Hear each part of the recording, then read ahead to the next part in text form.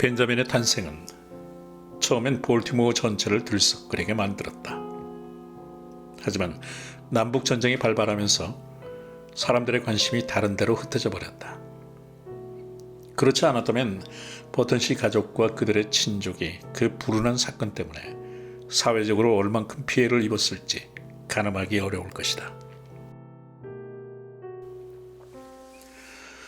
벤자민 가족과 돈독한 사이를 유지했던 몇몇 사람들은 벤자민의 부모에게 듣기 좋은 칭찬을 생각해내려고 머리를 쥐어짰다. 그러다가 마침내 번뜩이는 재치를 발휘해 아기가 할아버지를 닮았다고 칭찬했다. 실제로 아이가 70살 노인처럼 노쇠한 상태였으니 그렇지 않다고 부인할 수도 없어 버튼 부부는 기분이 심히 불쾌했다. 당사자인 벤자민의 할아버지도 모욕적이라며 화를 벌컥 낼 정도였다. 벤자민은 병원을 나선 이후로 자신이 마주한 인생을 순순히 받아들였다. 관절이 뻣뻣해 거동하기 힘든데도 몇몇 어린아이들과 함께 오후 내내 구슬치기와 팽이놀이를 했다. 한 번은 아주 우연찮게 새총으로 북 창문을 깨뜨리기도 했는데 벤자민의 아버지는 이 사건을 전해 듣고 남몰래 흡족한 미소를 지었다. 그 후로 벤자민은 매일 뭔가를 깨뜨렸다. 하지만 그건 다분히 고의적인 행동이었다. 벤자민은 천성적으로 사려 깊은 성격이라 사람들이 무엇을 기대하는지 알고 그렇게 행동한 것이다.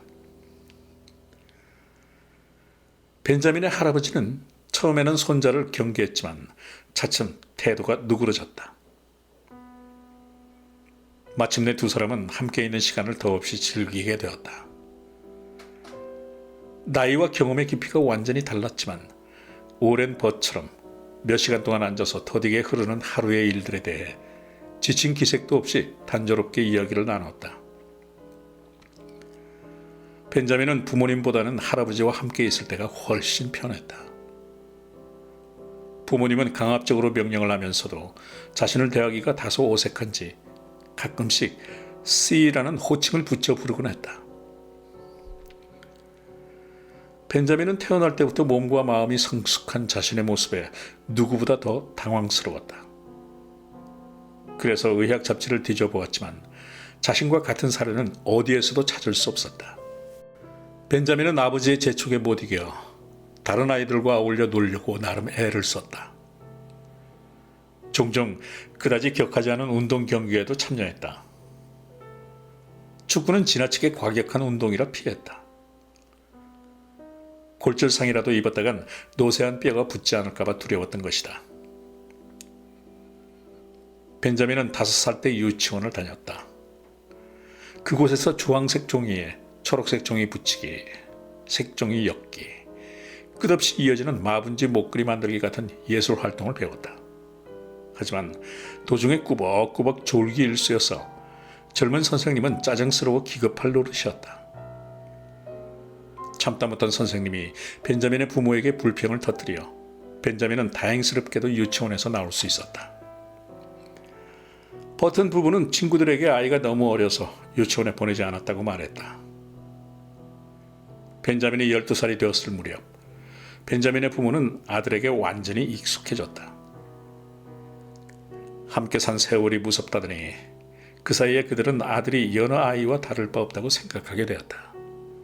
물론 호기심 왕성한 몇몇 사람들의 입방아 때문에 잊고 지냈던 사실이 가끔씩 떠오르기는 했지만 말이다.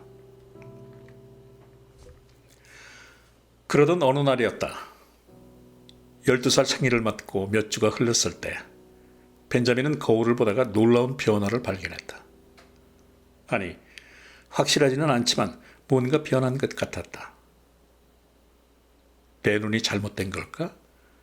아니면 실제로 10여 년 만에 염색이 옅어지면서 희끗희끗 보이던 원래 머리카락이 진해석으로 변해버린 걸까? 자글자글하던 얼굴의 주름이 정말 펴졌나?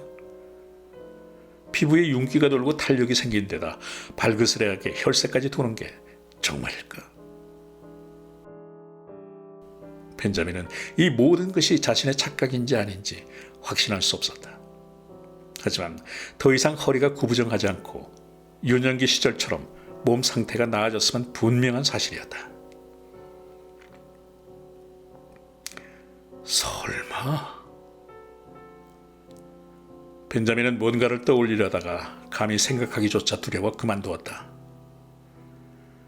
어느 날 벤자민은 아버지를 찾아가 단호하게 말했다. 저도 이제 다 컸어요. 긴 바지를 입고 싶어요. 아버지는 잠시 머뭇거리다가 대꾸했다. 글쎄다. 어떨지 모르겠구나. 14살은 돼야 긴 바지를 입는단다. 넌 아직 12살이야. 벤자민은 포기하지 않았다. 하지만 아버지도 제가 나이에 비해 크다는 거 아시잖아요. 아버지는 미심쩍다는 듯 아들을 바라보았다. 사실 그런 것 같지는 않구나. 나도 12살이었을 때는 너만 했단다. 물론 사실은 그렇지 않았다.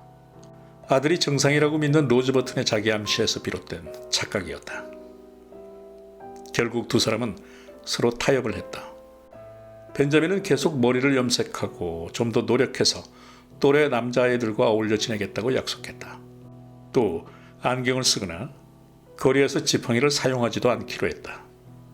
그 대신 그는 처음으로 긴 바지를 입을 수 있게 되었다. 12살에서 21살에 이르기까지 벤자민 버튼의 인생은 이야기할 거리가 별로 없다. 성장이 지지부진한 평범한 세월이었다고 해도 무방하다. 벤자민은 18살 때 50살 남성처럼 자세가 꼿꼿해졌다. 머리숱이 많아졌고 머리색은 진회색이었다. 발걸음은 흔들림 없이 안정적이었고 바르르 떨렸던 신 목소리가 중저음의 차분한 목소리로 변했다. 그래서 벤자민의 아버지는 그를 코네티컷주로 보내 예일대학 입학시험을 치르게 했다. 벤자민은 무사히 시험을 통과해 대학교 신입생이 되었다. 입학시험을 치른 지 사흘째 되던 날, 벤자민은 학과 일정을 짜러 방문해달라는 대학 사무주임인 하트시의 통보를 받았다. 벤자민은 거울을 흘끗 보고 머리를 갈색으로 다시 염색하기로 했다.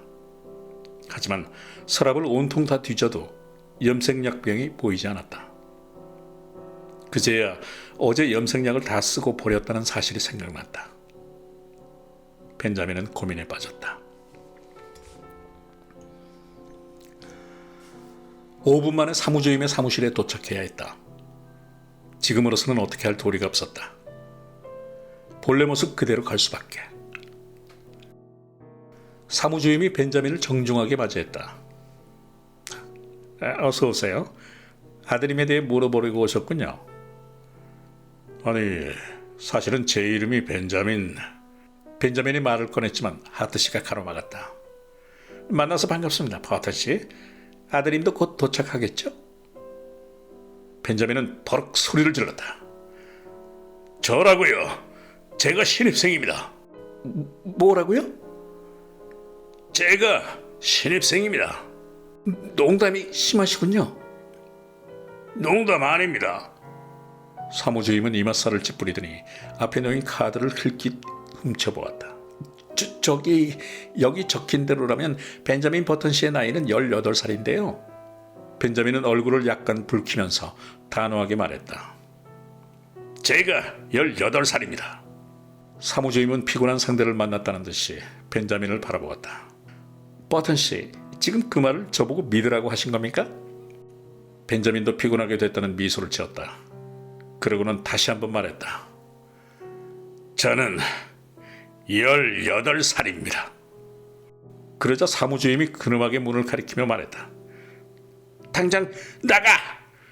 우리 대학에 발도 붙이지 마! 우리 도시를 떠나! 미치광이 같은 이라고! 저는 18살입니다. 웃기는 소리. 그 나이에 대학생 신입생 행세를 해? 18살이라고? 당장 이곳을 떠나! 벤자민 버튼은 당당하게 문 밖으로 걸어나갔다. 복도에서 기다리던 학생 대여섯 명이 호기심 어린 눈길로 벤자민을 바라보았다. 벤자민은 몇 발자국 더 걸어가다가 돌아섰다. 격분한 사무주임은 아직도 문간에 서 있었다. 벤자민은 사무주임을 똑바로 마주보며 단호하게 말했다. 전 18살입니다. 벤자민은 학생들의 킥킥거리는 웃음소리를 들으며 그 자리를 떠났다.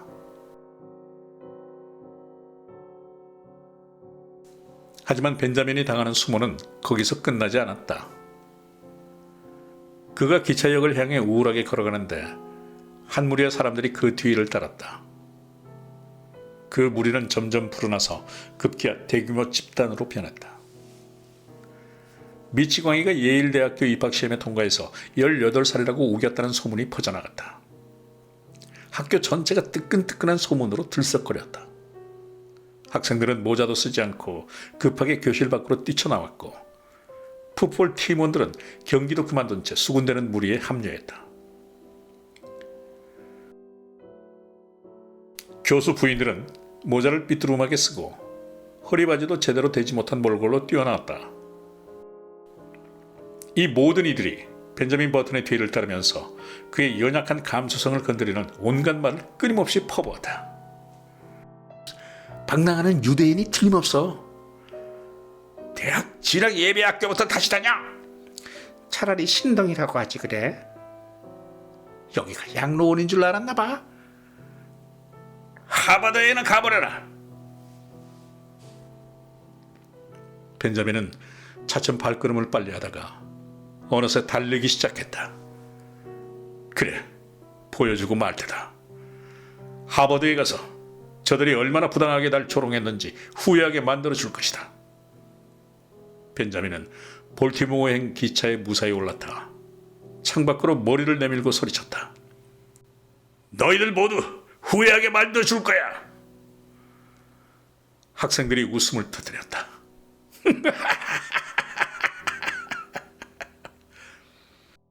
이 사건은 예일대학 역사상 최대 실수로 기록되었다.